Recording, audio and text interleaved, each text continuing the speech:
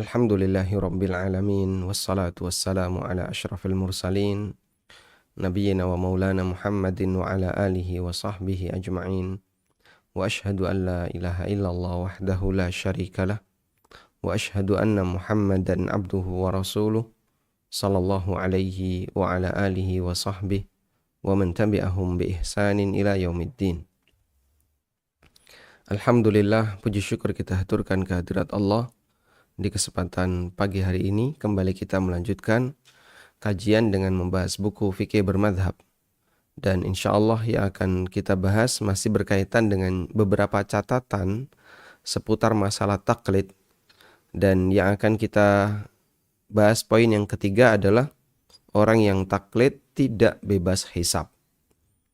Muncul anggapan di tengah masyarakat bahwa ketika kita mengikuti orang tertentu dalam beragama, kemudian apa yang kita ikuti itu benar. Ketika kita mengikuti pendapat dalam beragama, lalu ternyata apa yang kita ikuti itu benar, maka kita akan mendapatkan pahala. Sebaliknya, ketika yang kita ikuti adalah salah, maka yang menanggung dosa adalah tokoh agamanya. Dan jelas ini adalah prinsip yang menyimpang, yang salah. Coba sekarang kita akan baca. Bagi Anda yang memiliki bukunya, silahkan dibuka di halaman 244. Prinsip penting yang perlu untuk dipahami adalah bahwa setiap manusia akan dimintai pertanggungjawaban atas semua perbuatan yang dia lakukan, termasuk dalam masalah memilih suatu pendapat atau taklid terhadap tokoh tertentu. Oleh karena itu, para ulama mengingatkan untuk berhati-hati dalam mencari guru, termasuk menjadikan tokoh tertentu sebagai panutan. Sehingga membangun kesadaran bahwasanya kita akan dihisab di yaumil akhir pada saat kita memilih tokoh tertentu, itu bagian dari prinsip yang perlu dijaga. Kenapa Anda mengikuti pendapat A? Kenapa Anda mengikuti pendapat B? Kenapa Anda mengikuti pendapat C, dan demikian seterusnya. Termasuk ketika orang itu memilih madhab. Muhammad bin Sirin, seorang ulama tabi'in, pernah mengingatkan, Inna hadzal ilma dinun, fanduru amman ta'khuduna dinakum. Sesungguhnya ilmu ini adalah agama. Fanduru amman ta'khuduna dinakum. Karena itu perhatikanlah dari mana kalian mengambil agama kalian. Sesungguhnya ilmu ini adalah agama, karena itu perhatikanlah dari mana kalian mengambil agama kalian. Kita perhatikan kalimat ini. Kata Muhammad bin Sirin, beliau meminta, Fanduru amman ta'khuduna dinakum. Perhatikanlah dari mana kalian mengambil agama kalian. Sehingga orang yang belajar ilmu agama, hakikatnya dia sedang membangun ideologi. Maka ketika dia keliru dalam mengambil guru, salah dalam mengambil guru, maka bisa jadi itu akan menjadi sumber penyimpangan bagi dia. Dahulu para ulama menyadari bahwa mengambil guru agama adalah hal yang harus dipertanggungjawabkan di akhirat. Mengambil guru agama adalah bagian dari yang harus dipertanggungjawabkan di akhirat. Imam Asy-Syafi'i pernah mengatakan tentang gurunya, Imam Malik bin Anas rahimahullah. Kata Imam Syafi'i, Raditu bi Malikin hujjatan baini wa bainallah. Aku ridha terhadap Imam Malik untuk menjadi hujjah antara aku dengan Allah. Karena beliau memahami bahwa nanti akan ditanya oleh Allah, kenapa beliau memilih Imam Malik sebagai guru. Sampai seperti itu kesadaran yang dimiliki oleh ulama. Sehingga mereka siap nanti ketika ditanya di hadapan Allah, kenapa engkau memilih Imam Malik sebagai guru? Imam Syafi'i mengatakan, Raditu bi Malikin hujjatan baini wa bainallahi ta'ala. Aku ridha Imam Malik menjadi hujjah antara aku dengan Allah Ta'ala. Keterangan yang lain disampaikan oleh Imam Az-Zuhli. Wa qala Az-Zuhli, ittakhadtu ahmada hujjatan fima baini wa bainallah. Aku menjadikan Imam Ahmad sebagai hujjah antara aku dengan Allah. Sehingga ketika aku ditanya oleh Allah, kenapa kau memilih guru A, memilih guru B, para ulama menyadari dengan bahwasanya mereka nanti akan diminta untuk mempertanggungjawabkan itu, dan para ulama menyadari akan hal ini. Selanjutnya, ada catatan pemahaman yang keliru di masyarakat. Dan ini yang tadi sempat kita singgung. Ada pemahaman yang menyimpang di masyarakat. Jika kita telah mengikuti ulama atau taklid kepada ulama, itu artinya kita bebas dari tanggung jawab. Jadi jika pendapat yang kita ikuti itu benar, kita akan mendapatkan pahala. Sebaliknya, jika pendapat yang kita ikuti adalah pendapat yang salah, yang menanggung dosanya adalah ulama yang kita ikuti. Masya Allah. Ini salah satu di antara prinsip yang dimiliki oleh sebagian masyarakat, dan ini merupakan pemahaman yang keliru. Sekarang, andaikan semacam ini benar, ya, andaikan semacam ini benar, kalau kita menjadi orang awam, artinya tidak paham tentang masalah agama, lalu mengikuti siapapun dianggap bebas tanggung jawab, maka jadinya kan begini ya, orang awam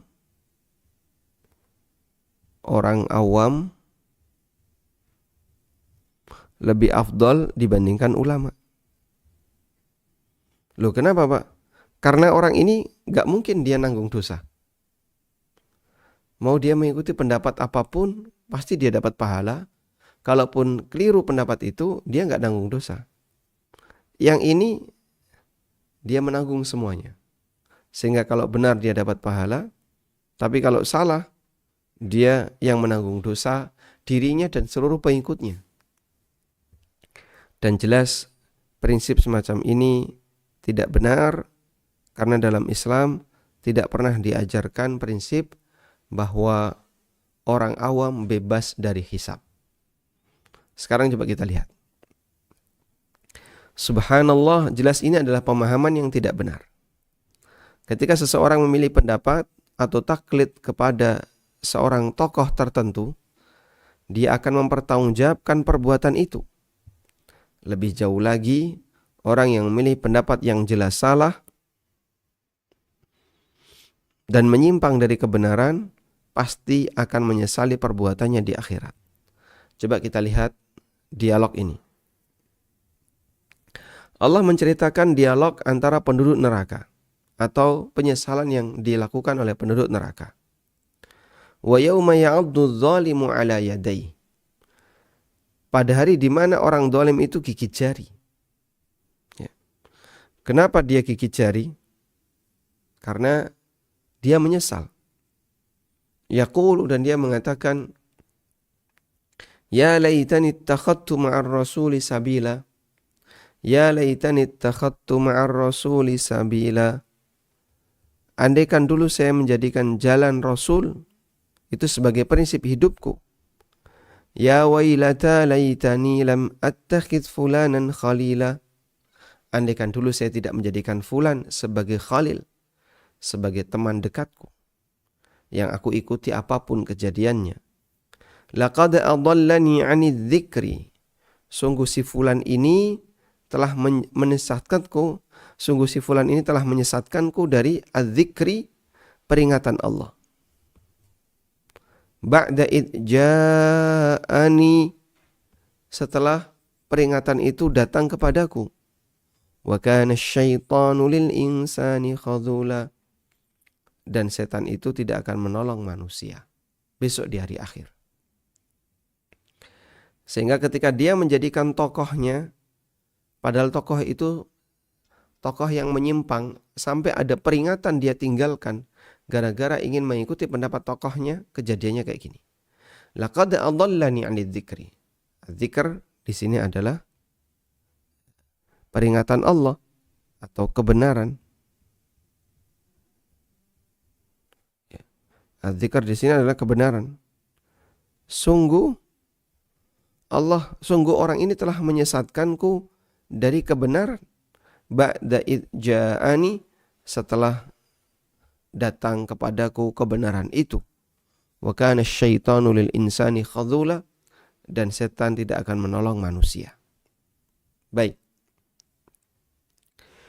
Kita bisa lihat di sini penyesalan yang dialami oleh penduduk neraka pada saat dia menyatakan penyesalannya karena dulu mengikuti fulan, yang fulan ini dijadikan sebagai khalil. Khalil itu apa, Pak? Kerabat atau sahabat yang sangat dekat, yang sampai dia itu tidak ingin memisahkan diri darinya. Sahabat yang sangat dekat sehingga dia tidak mau terpisah darinya. Itulah khalil. Padahal khalil ini fulan yang menjadi khalilnya ini laqad adallani, telah menyesatkanku. Ani dzikri, dari peringatan yang datang kepadaku. Sudah diberitahu itu tidak boleh, itu terlarang, perbuatan ini bertentangan dengan dalil yang sahih dan seterusnya. Tapi kan ini kata dai itu boleh, kata tokoh masyarakat itu boleh. Lalu dia pegangi itu, dan dia pasrah bongkoan itu apapun diikuti terhadap apa yang diucapkan oleh orang ini. Nah, disebut oleh Allah dengan fulan karena tidak menyebutkan nama yang tertentu. Lam attakhidh fulan, andaikan saya tidak menjadikan fulan sebagai khalil. Masya Allah. Dan ini baru akan nampak ketika di yaumil akhir. Maka tidak benar kalau kemudian orang punya anggapan bahwa jika salah nanti akan menanggung dosa adalah tokohnya. Andaikan itu terjadi, maka tadi kami telah sampaikan bahwa jadi orang awam lebih baik daripada jadi ulama. Karena jadi orang awam kan bebas hisab, bebas apapun. Ketika mengikuti pendapat, dia tidak akan dihisab, karena dia ditanggung dosanya oleh ulamanya. Kalau ini benar, kita akan kasih motivasi kepada masyarakat. Jangan jadi ulama, lebih baik jadi orang awam, karena orang awam itu bebas dari hisab. Dan jelas ini pemahaman yang tidak benar. Selanjutnya, kita beralih kepada catatan yang keempat. Bentuk taklid yang terlarang dan yang tercela.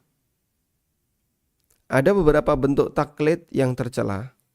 Di antaranya, yang pertama, taklid buta, hingga menyebabkan orang berpaling dari peringatan Allah, yaitu tidak mau belajar sama sekali, sehingga bagi dia ketika dia taklid buta, pokoknya ikuti saja ini.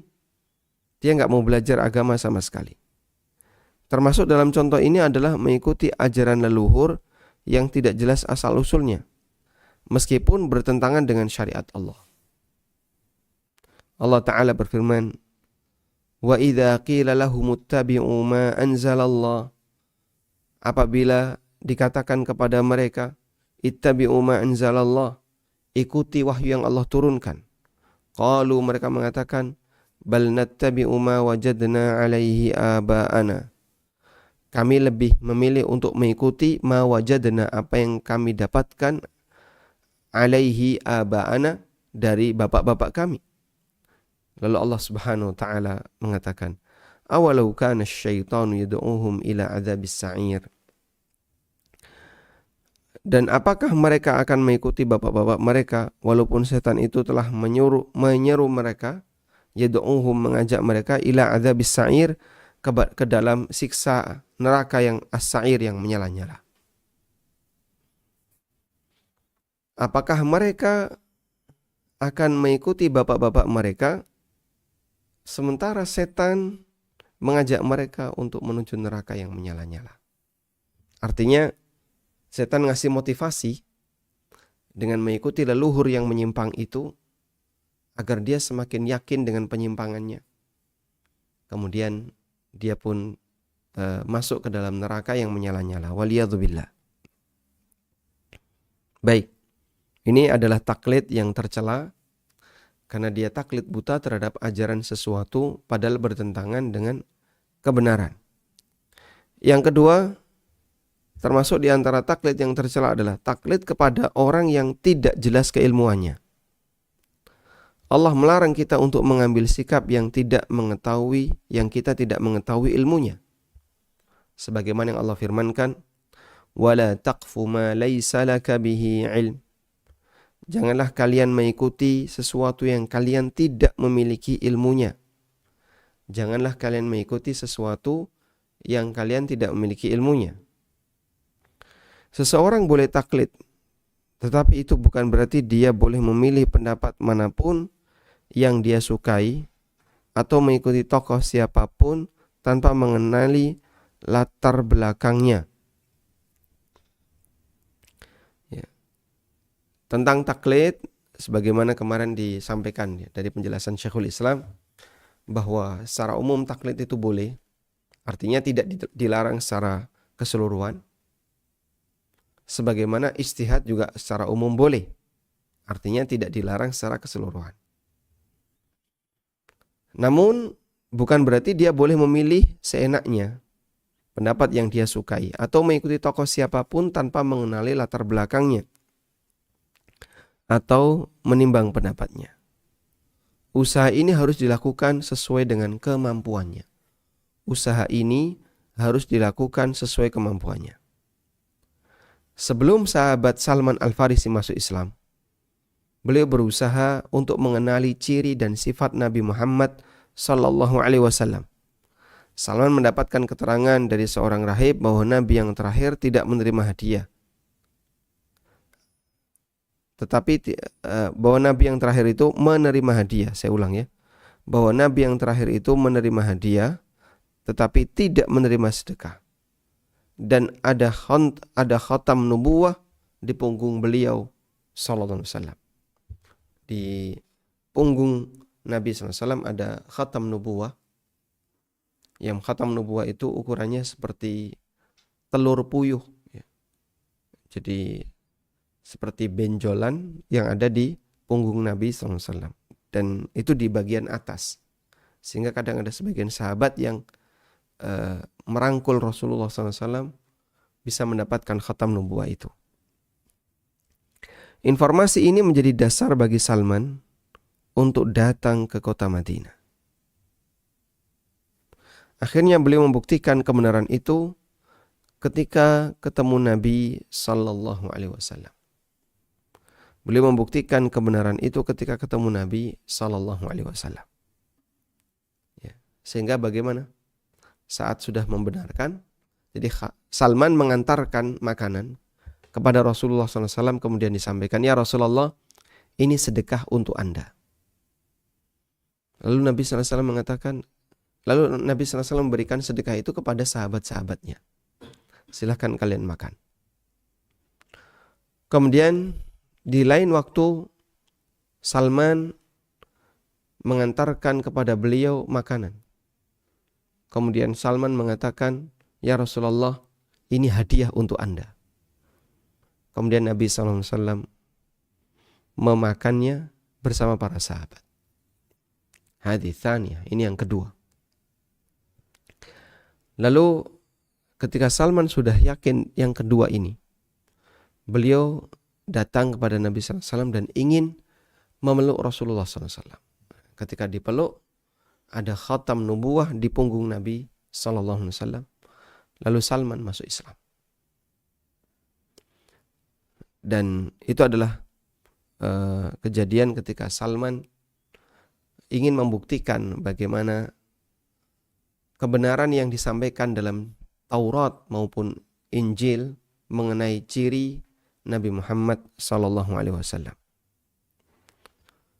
Taklid ketiga yang tercela adalah taklid terhadap pendapat yang jelas bertentangan dengan syariat. Taklid terhadap pendapat yang jelas bertentangan dengan syariat. Allah Ta'ala berfirman, "Wala tattabi'u min dunihi awliya." Jangan mengikuti para tokoh selain Allah.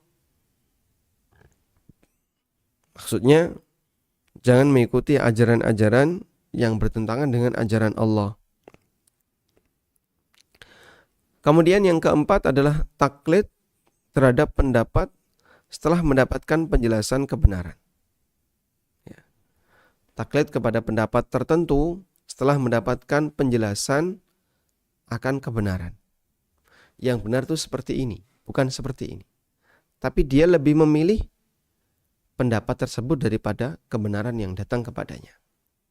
Ini adalah taklid yang tercela. Baik, ini beberapa taklid yang tercela yang bisa kami sebutkan. Dan prinsipnya adalah taklid yang tercela adalah sifat taklid, sikap taklid di mana orang yang taklid itu sama sekali tidak mengetahui kebenaran. Kemudian dia tetap nekat untuk mengikuti, atau bisa jadi jelas itu adalah tindakan yang menyimpang, tapi dia bela dengan alasan taklid buta.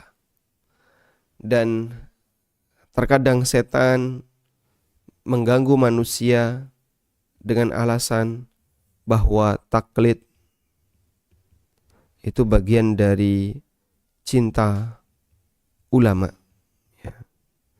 Taklid itu bagian dari perwujudan mencintai ulama dan tokoh agama. Ini termasuk di antara prinsip yang tidak benar. Ya. Karena mencintai ulama dan tokoh agama bukan seperti ini caranya. Kalau mencintai Nabi SAW dengan cara mengikuti seluruh ajaran beliau itu benar. Karena beliau maksum. Tapi kemudian mencintai ulama dengan taklid buta terhadap ulama tertentu, ini jelas tidak dibenarkan. Sebab ketika ada penyimpangan kemudian tetap diikuti, ini bermasalah. Ada satu pernyataan ya, coba saya carikan.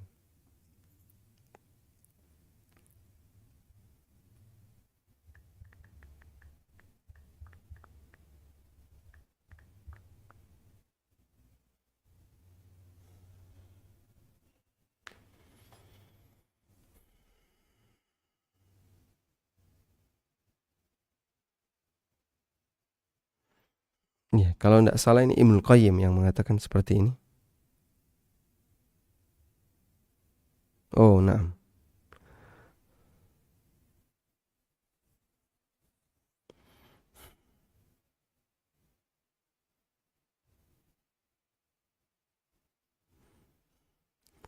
Ibnu Qayyim rahimahullah pernah mengatakan,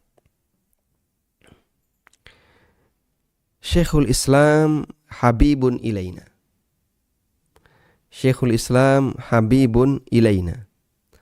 Syekhul Islam adalah orang yang sangat kita cintai. Wal haqqu ahabbu ilaina minhu. Tapi kebenaran lebih kita cintai. Masya Allah. Syekhul Islam adalah orang yang sangat kita cintai, namun kebenaran lebih kita cintai. Dan yang dimaksud Syekhul Islam di sini adalah Syekhul Islam Al-Harawi, ya, penulis kitab Al-Manazil, yang beliau termasuk salah satu di antara kitab yang disyarah oleh Ibnu Qayyim, Manazilus Sa'irin, kemudian disyarah jadi Madarij As-Salikin, yaitu Abu Ismail Al-Harawi ini ya. Abu Ismail Al-Harawi. Ini salah satu gurunya Ibnu Qayyim. Nah, beliau mengatakan Syekhul Islam habibun alaina wal haqqu ahabbu ilaina minhu. Syekhul Islam adalah orang yang sangat kami cintai, namun kebenaran ahabbu ilaina minhu, lebih kami cintai.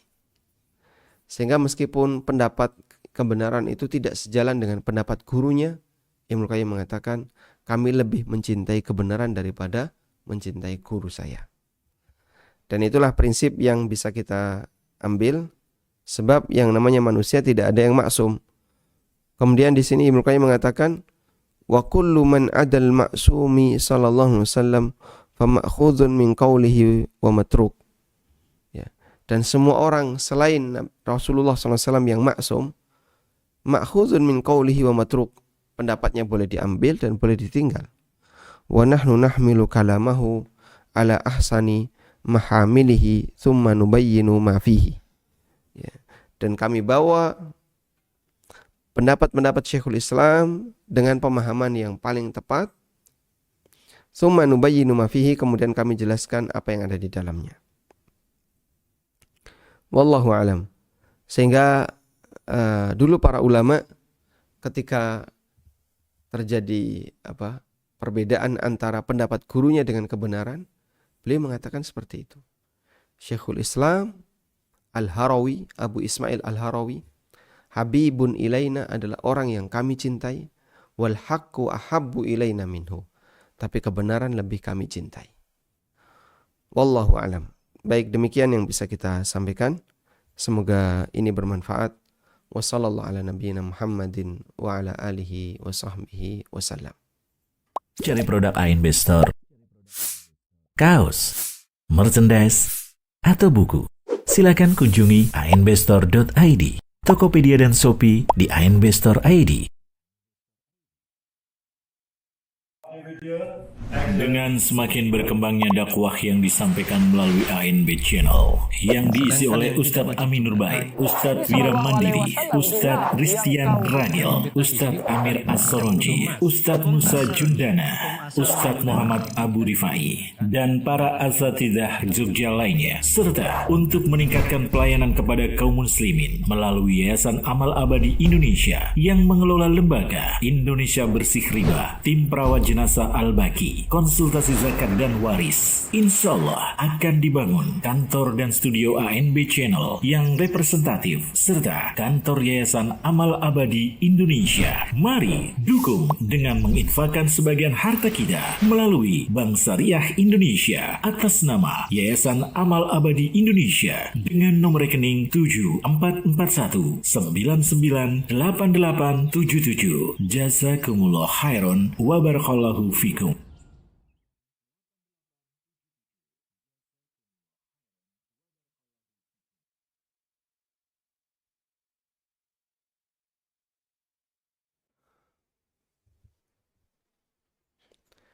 Baik, selanjutnya kami persilahkan bagi Anda yang mau bergabung.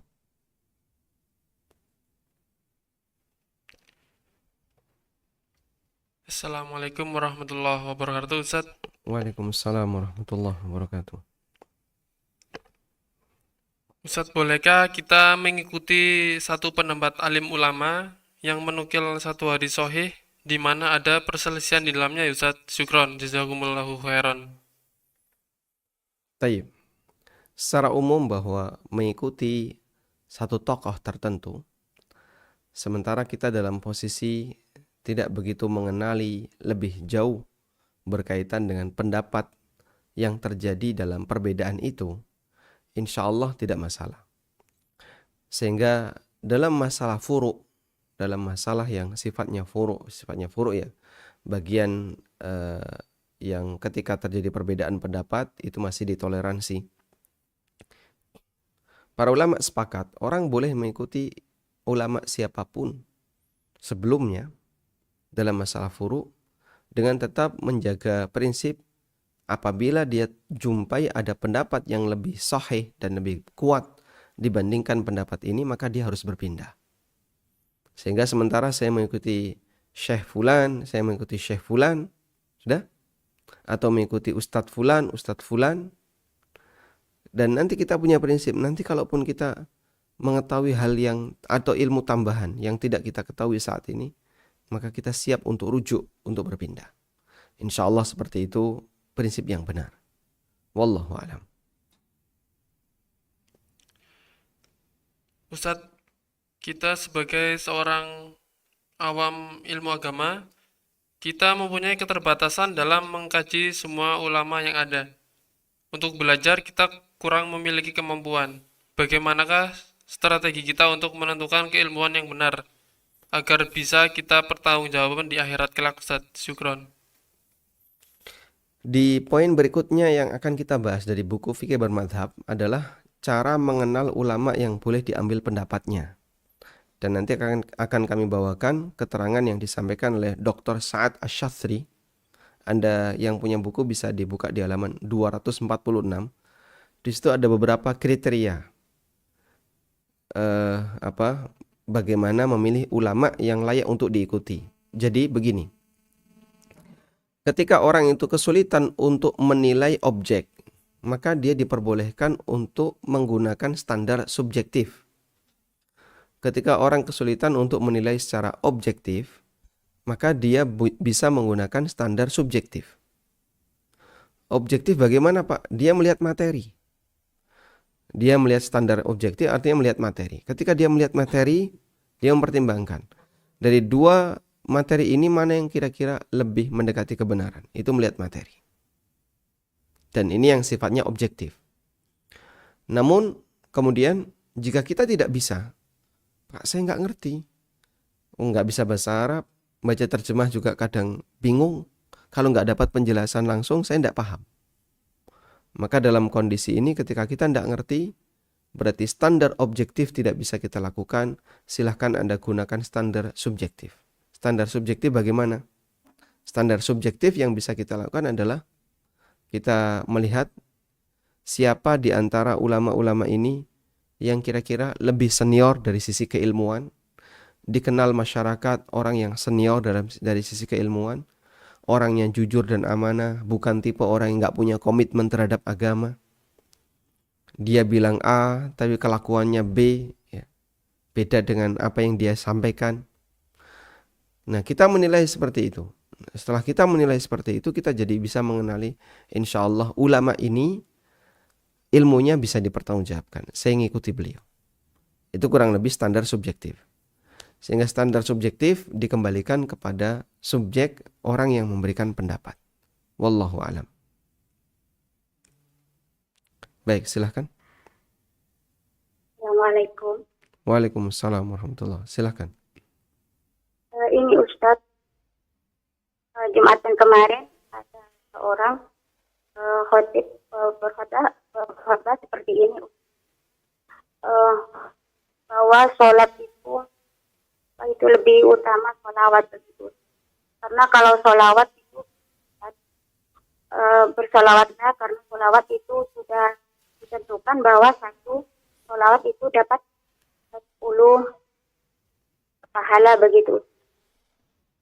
Sedangkan sholat itu tidak ditentukan. Ini bagaimana kalau seorang ustadz itu berceramah seperti itu, Ustadz? Beliau membandingkan antara sholawat dengan sholat. Dengan sholat, Ustadz. Sedangkan sholat katanya tidak ditentukan pahalanya, sedangkan sholawat itu sudah ditentukan pahalanya bahwa satu sholawat dan 10 pahala begitu. Baik. Afwan Ustadz, ini yang kedua Ustadz. Ana berdoa seperti ini, kan kemampuan Ana itu terbatas.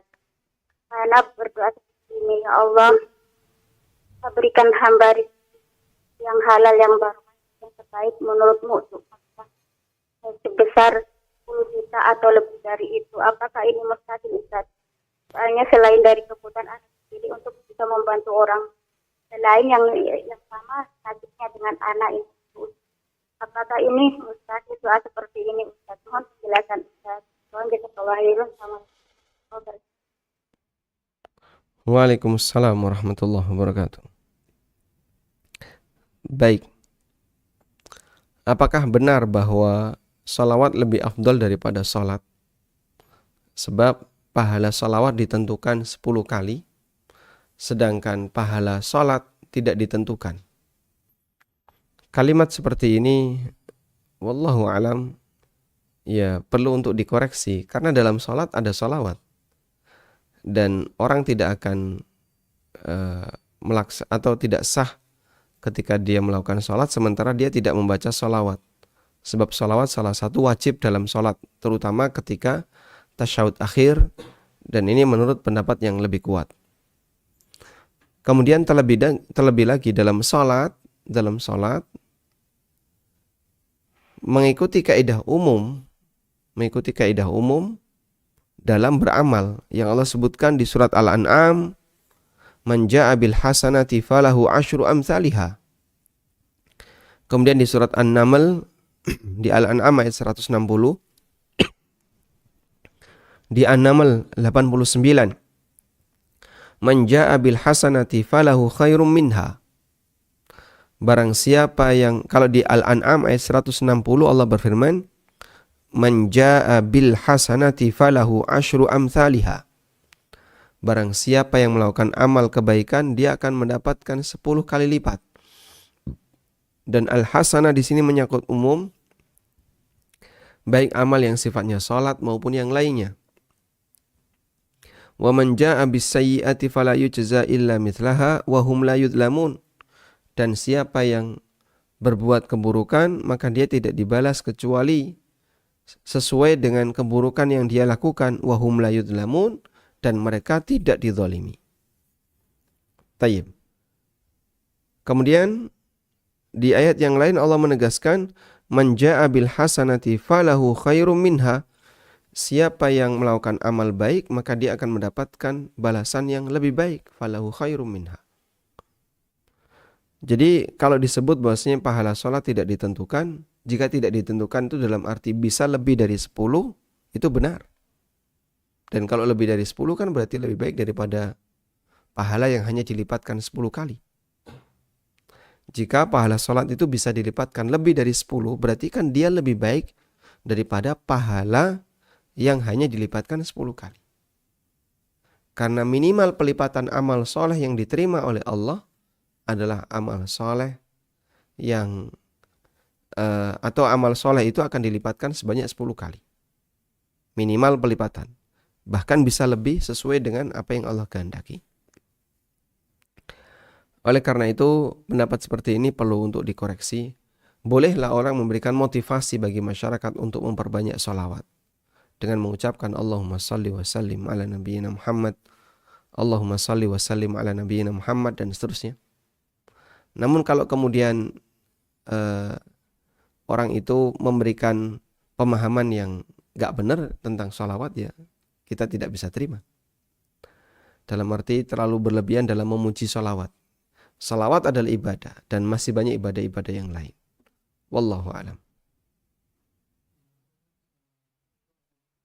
Berdoa minta apa tadi? Minta rezeki dengan menyebutkan nominalnya. Baik, pada asalnya memang berdoa itu orang boleh minta apapun selama tidak ada unsur permohonan yang isinya dosa atau permohonan yang tujuannya memutus silaturahmi. Namun kalau kemudian dia berdoa tapi terlalu detail, ini bermasalah dari sisi adab. Kenapa? Anda itu berdoa, bukan mendikte. Anda itu berdoa bukan mendikte. Maka berdoalah dengan cara yang sopan dan jangan mendikte. Sehingga ketika mintalah dengan cara yang sopan. Coba misalnya ada bawahan yang minta kepada atasan. Nah, saat dia minta terus dikte, saya mintanya kayak gini, harus gini ya Pak, harus gini ya Pak.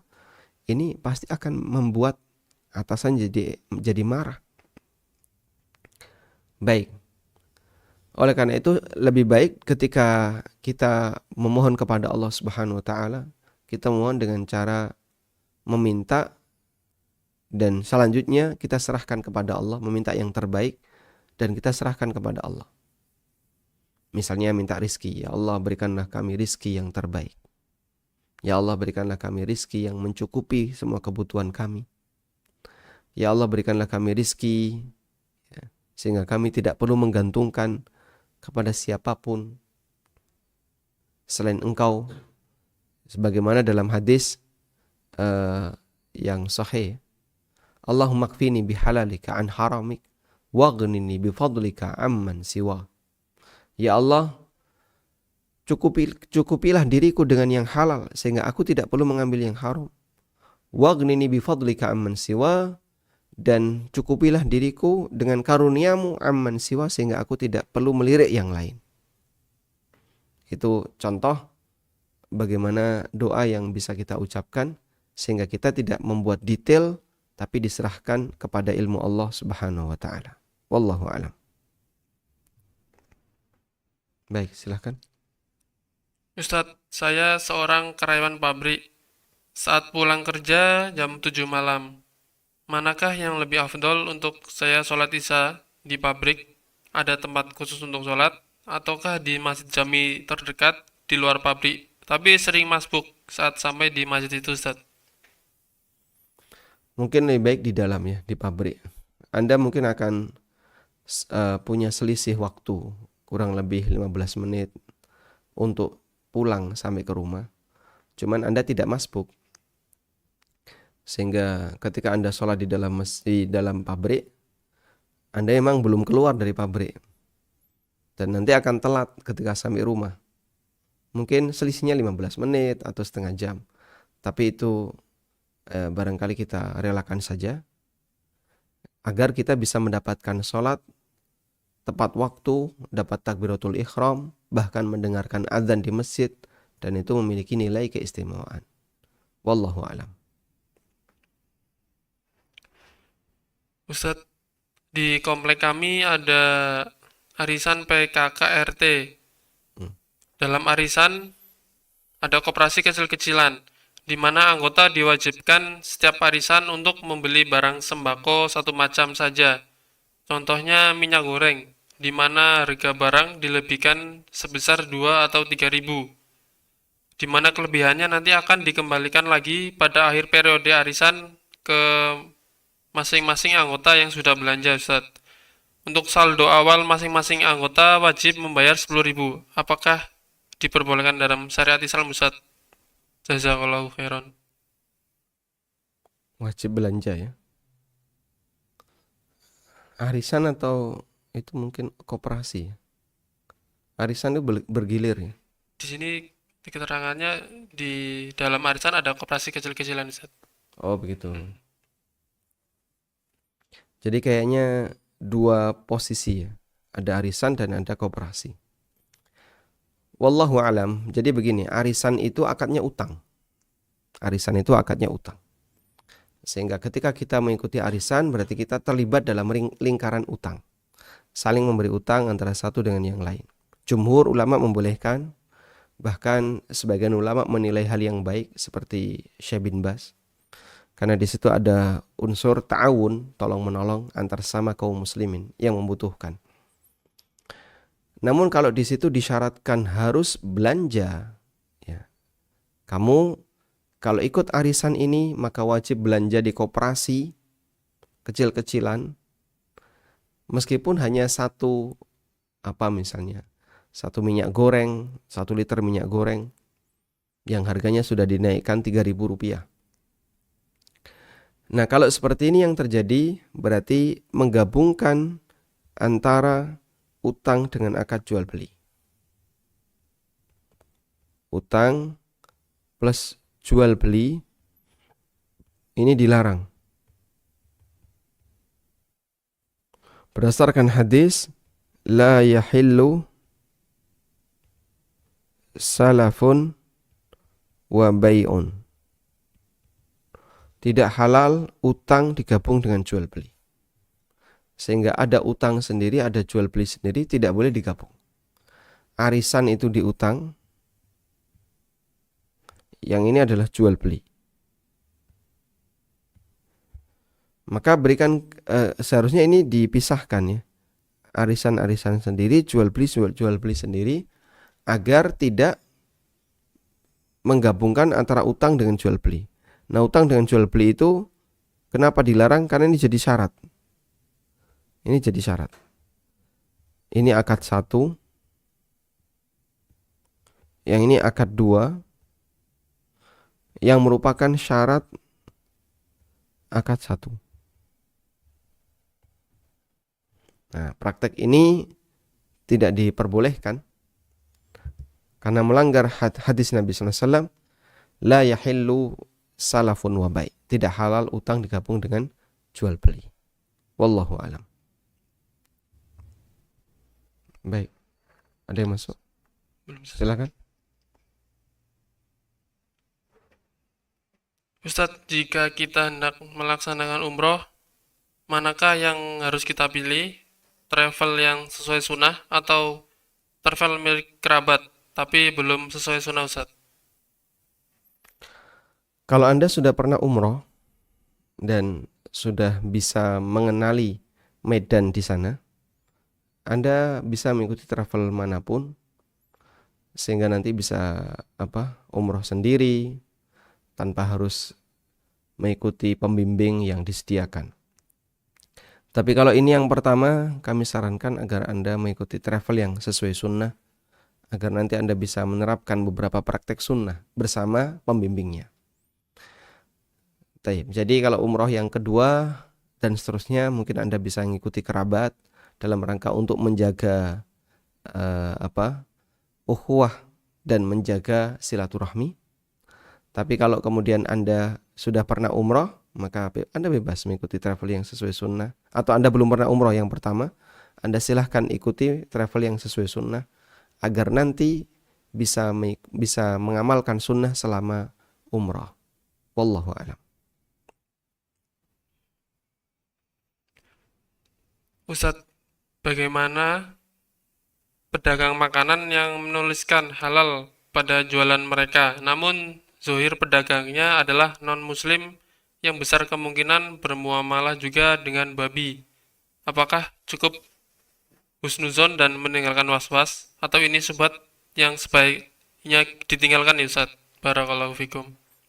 Tergantung dari orangnya, apakah dia tipe orang yang jujur atau tidak. Non-muslim yang jujur di luar negeri cukup banyak. Misalnya di Eropa atau di Amerika, dia jujur. Sehingga saat dia menyatakan halal, yaitu betul-betul halal. Yang berstatus halal tidak hanya makanannya, bahkan termasuk dapurnya. Bagaimana cara masak dia. Oleh karena itu, kalau kondisinya seperti ini, tidak masalah jika Anda belanja di situ. Tapi kalau orangnya nggak jujur dan Anda ragu, ini kayaknya orangnya nggak jujur, maka silahkan ditinggal, ya. Dan Anda cari yang lain. Wallahu a'lam. Baik, silahkan. Taib, mungkin demikian yang bisa kita sampaikan. Semoga apa yang kita sampaikan ini bermanfaat. Wassallallahu ala nabiyyina Muhammadin wa ala alihi wa sahbihi wa sallam. Wa akhiru da'wana anil hamdulillahi rabbil alamin. Wassalamualaikum warahmatullahi wabarakatuh.